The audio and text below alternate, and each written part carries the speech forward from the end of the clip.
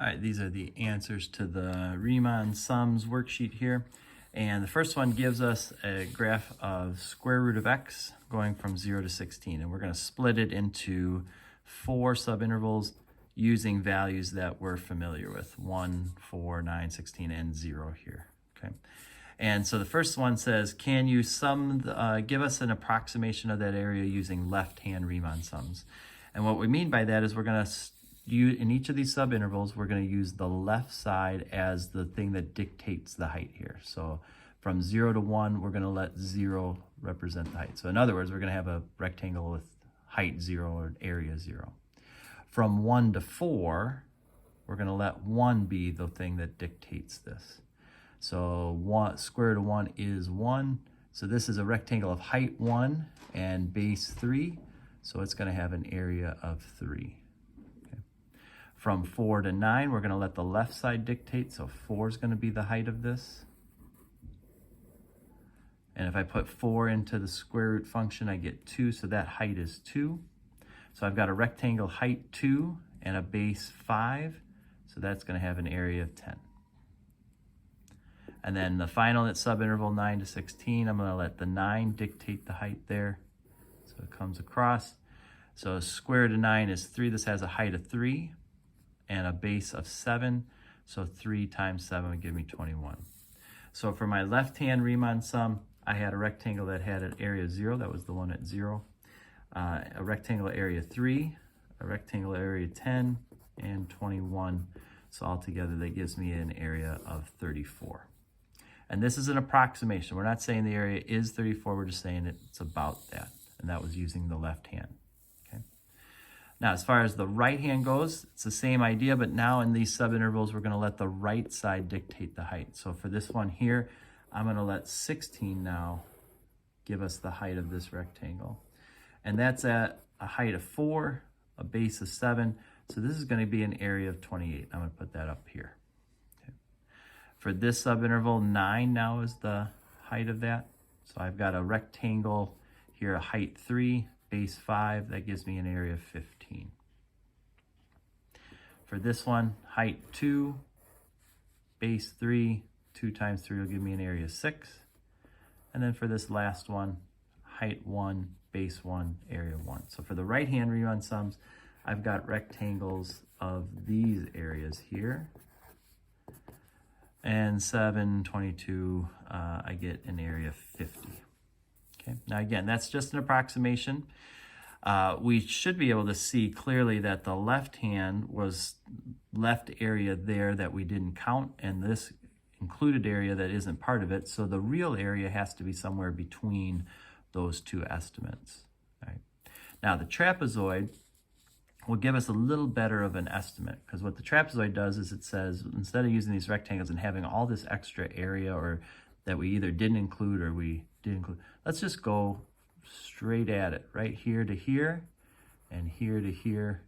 And let's find the area now of these things. And that area will be a little bit better approximation. You can see what I've shaded here looks really, really close to what the real area will be. So the trapezoid rule, while a little bit harder to work out, is actually a much better estimate than the left or the right. The left and the right just happen to be pretty quick and easy things. All right, so let's go ahead and start with the first one. So that area, if I work it out, will be 0 plus 1. Those are the heights of the two sides, okay? Times the distance between them, which was 1, and then divided by 2. So again, with our trapezoids, you're going to take the area heights times the distance between them and then divide by 2. Same thing here. We're going to have 1 plus 2 times 3. So 1 plus 2 times 3 divided by 2. Here we're going to have 2 plus 3 times 5 divided by 2. You might start to notice a pattern forming here. And then the next one's going to be 3 plus 4 times 7. And what you're noticing is that we're having all the odd perfect squares, right? We have 1, then 9, 25, 49. And so what I'm going to do is I'm going to go ahead and put these together here. So this is going to give us, let's see, 10, 35, 84 halves, I believe we get 42 when we do this. All right. And so using the trapezoid rule, we get an approximation of 42. So of these three methods, which one was an overestimate? Now you can see that definitely the right hand was going over and using some area that wasn't part of our graph. So the right hand for sure. All right. And that's always happens when we use right hand on an increasing function. We're always going to get an overestimate. If this had been decreasing, it would be the opposite. The left hand would give us. All right. Then we have to look at the trapezoid, and you'll notice that it is leaving just a little bit of area not included here. And so the trapezoid is not an overestimate, it's an underestimate, but the trapezoid is based on whether it's concave up or concave down. So this is concave down, trapezoid gives us an underestimate. If this had been concave up, trapezoid would have given us an overestimate. So the only one that gives us an over is right on that one. All right, now we have this table here, and it goes from 0 to 12, and we were asked to come up with some estimates using 3 subintervals and left, right, or midpoint. So we'll start with the left, and I always find it helpful to draw this out for myself, right? So for my first subinterval will be 0 to 4, then 4 to 8, and then 8 to 12. I'm trying to split this into 3 equal subintervals. So to get from 0 to 12, those subintervals will have to be a distance of 4. Okay, so if I'm looking at the first subinterval, 0 to 4, I'm going to let the 0 tell me the height. And at 0, this was a height of 40. So we've got 40 times 4. This is an area of 160. Then in the next subinterval, 4 to 8, I'm going to let the 4 dictate that. That's up here at 36. 36 times 4 will be 144. Then the last subinterval, 8 to 12, I'm going to let the 26 give us the height there. And so now we have 26 times 4, which is 104. All right.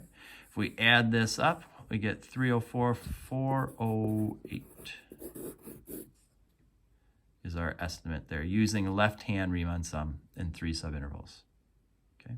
Now, since this was a rate that oil is coming in, what this actually represents is the number of gallons of oil we believe have leaked out in that 12-hour period, or at least an estimate. Okay. But now let's go ahead and do the same thing, but we'll use a right-hand Riemann sum to do it. So same subintervals, 0 to 4, 4 to 8, 8 to 12, but this time we're going to let the right side dictate it. So from 0 to 4, we're going to let the height of 4, the 36, be the height here, which will give us 144 on that. For 4 to 8, we're going to let the 8 dictate that, so that's 26, which gives us 104.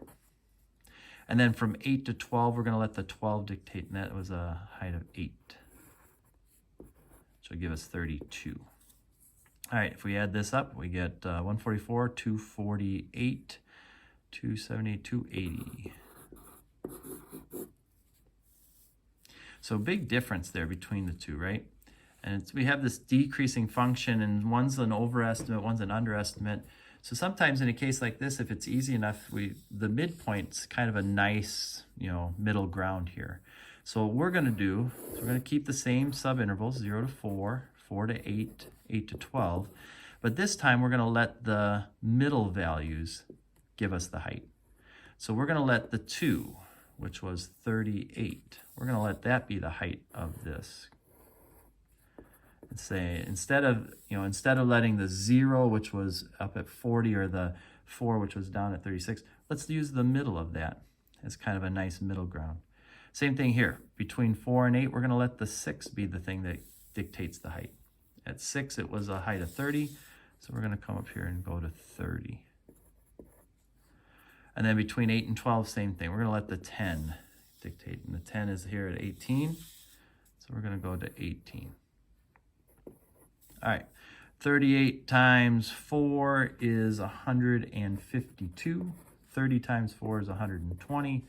18 times 4 is 72. All right, let's add those up. 152, 272, 344 is what I end up with. And there's our estimate using the midpoints instead of the left or the right. So hopefully that feels easy enough. We'll keep working on that for sure.